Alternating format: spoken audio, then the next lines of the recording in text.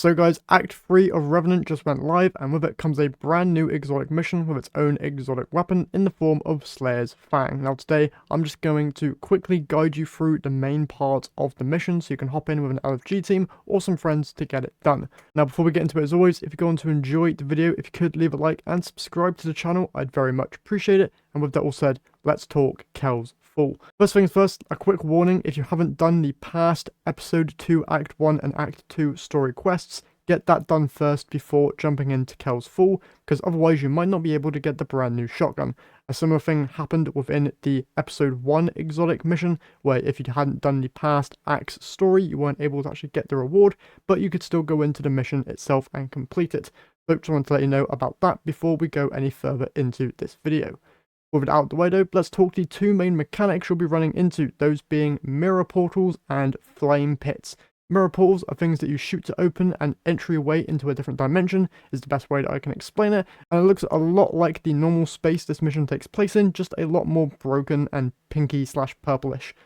Basically looks exactly the same but different textures all around the general area. And flame pits are what you'll see throughout the mission. Interacting with them will open new doorways for you to continue forward through the mission itself. Now for the first boss, you'll have two glowing ogres and one mirror portal to start out with. Shoot the portal to open it and go inside. You're then looking for an ad called a pit boss. Killing that will then spawn two more ads called Revenant Essentia. I'm probably saying that wrong, but that's just what they are called. Kill them and they will then drop 3 gambit motes each. Collect 10 of these gambit motes and you'll then be presented with a buff. After getting this buff, go and find another mirror portal to send you back to the room where the two glowing ogres are, and you should now be able to damage these ogres. After killing them, another boss will spawn in and you should still have this buff that allows you to damage them, so go ahead and do that and basically defeat the boss. If you somehow run out of this buff, just head back through the same portal and you should be able to once again collect enough motes to generate the buff, go back through and then kill the boss, no trouble there. After you've defeated the boss, continue on through to the second boss fight after a short jumping section. Now for the second boss fight, things get a little more tricky because now you'll have a timer on the top of your screen when in the mirror dimension. Once it hits 0, I'm guessing you die. I never actually hit 0 on my timer, so I'm just assuming here. So you can stop that from happening by just finding another portal and going through it back to the normal dimension. Or I think that just by killing some ads you might increase the timer there, but not 100% sure on that. Now for the boss itself, you'll start to do damage and then it will run away. Your goal is to track it down, and to do this you'll need to open doors by finding 3 different flame pits around the area you are in. Now depending on the type of Kell's Fall mission you are doing, the flame pits spawn in different locations. So what I like to do is looking towards where the boss was with the entrance to the room behind you. On your left you'll see 2 cave entrances. Going through the closest one to you from the entrance to the room, follow the path around, you should see flame pits within this loop.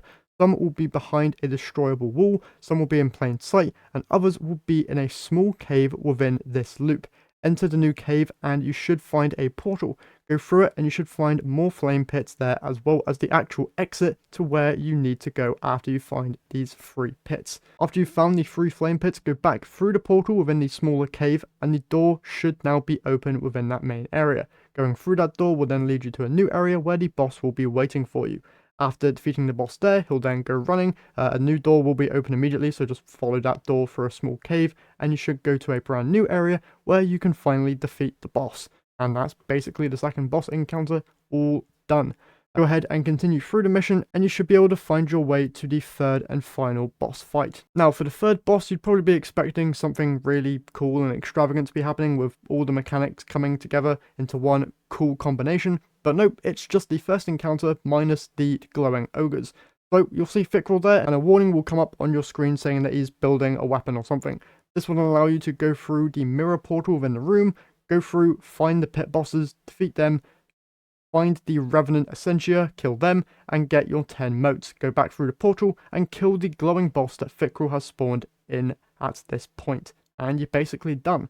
Now in the third version of this mission, Fickrell will actually teleport into the mirror dimension after you have collected your 10 motes. So don't rush through the portal because he'll come to you, and if you go through the portal fast enough it might bug out. So just a warning there, just so you don't run into any glitches. And also, we don't spawn any glowy guy because Vickrol is the guy you're meant to deal with in the 3rd mission, so just heads up there as well. Now, upon completion of the exotic mission, you will of course get the Slayer's Fang exotic shotgun, which we'll go into more detail here in a bit, but you do also go and obtain 4 different catalyst quests immediately just by talking to Ido after getting this quest done. This will have you going back into the mission and doing some stuff. I think the first step was like going and getting kills whilst having a tonic active. Then there's finding these illusory anchors within the harder difficulty of the exotic mission. Haven't done that yet, and there's probably already guides on that. Like I said, if I need to, I'll make a guide on it by tomorrow. But yeah, if you want catalysts, just go ahead and talk to Ido and she'll have them all there waiting for you. But in terms of what this thing can actually do, it is craftable, so there's a whole load of different trait combinations you can get on it. But for its main intrinsics, you have Nightsworn Sight, where dealing final blows to targets grants Nightsworn Sight, and during that time, final blows grant True Sight. Reload speed and precision damage is increased, and sub-munitions weaken targets. Now there are of course upgrades for each of these, with Nightsworn Sight 2 increasing the range and stability there, Nightsworn Sight 3 increasing range and stability even more, as well as increasing handling, and then Nightsworn Sight 4 giving you a huge boost to all 3 stats, that being range, stability, and handling. So if you want the best version, you're going to want to get that Nightsworn 4 upgrade. In terms of barrel options, got a whole load of different ones there. Magazine options, once again, whole load of different ones, but the main other trait is called Heart Piercer, where rounds fired from this weapon shatter into submunitions on impact, and it's strong against overload champions. And for the 4 main catalysts, you have Cascade Point Refit, where you'll be granted the perk Cascade Point, where final blows or sustained precision hits with another weapon increase this weapon's rate of fire for a short duration. You then also have Stats for All Refit, where hitting 3 separate targets increases this weapon's handling, stability, reload, and range for a moderate duration. Then also have a Loose Change Refit, where applying an elemental debuff to a target increases this weapon's reload speed, aim assist, and movement while aiming down sights for a short duration.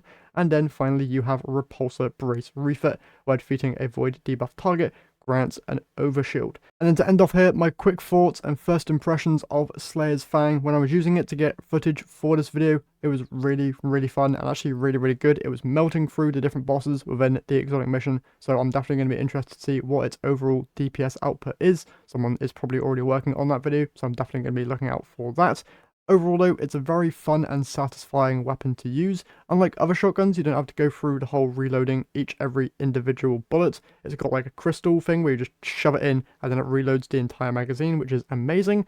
And the projectiles do seem quite accurate, at least the sub-munitions do anyway. In some of this gameplay, they do seem to most likely hit targets. I don't know if there's any built-in tracking there, but seems to be a pretty good ricochet ability there on this weapon. So I would highly recommend going and grab it if you do have access to the exotic mission, and hopefully you found this guide helpful. If you did, remember to leave a like and subscribe.